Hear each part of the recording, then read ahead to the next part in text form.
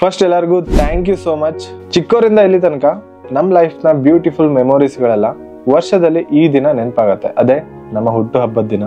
Childhood ಟೈಮಲ್ಲಿ birthday ಬಂತು ಅಂದ್ರೆ ತುಂಬಾ ಎಕ್ಸೈಟ್ಮೆಂಟ್, ಹಾಗೆ ಎಕ್ಸ್ಪೆಕ್ಟೇಷನ್ಸ್.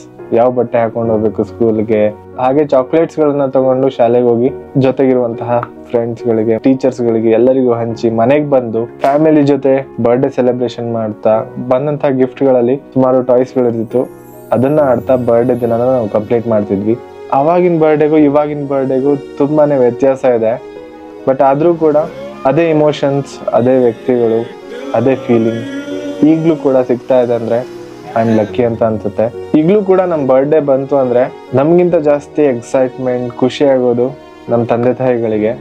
ಫಸ್ಟ್ ಬಂದು ಕ್ವಶನ್ ಕೇಳೋದು, ಏನ್ ಬೇಕು ನಿನ್ಗೆ, ಏನ್ ತಿಂಡಿ ಮಾಡ್ಬೇಕು, ಏನ್ ತಗೊಳ್ತೀಯ ಅಂತಾನೆ ಈಗ್ಲೂ ಕೂಡ ಕೇಳ್ತಾರೆ. ನಿಜವಾಗ್ಲೂ ತುಂಬಾ ಖುಷಿ ಆಗತ್ತೆ.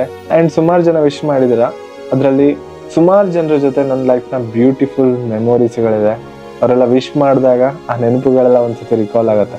ಅದಕ್ಕೆಲ್ಲರಿಗೂ ಥ್ಯಾಂಕ್ ಯು ಸೊ ಮಚ್ ಹೇಳ್ತಾ, ಸ್ಪೆಷಲಿ ಸ್ವೀಟ್ ಫ್ಯಾಮಿಲಿ, ಹಾಗೆ ನಮ್ಮ ಪರಿವಾರ, ಹಾಗೆ ನನ್ನ ಫ್ರೆಂಡ್ಸ್.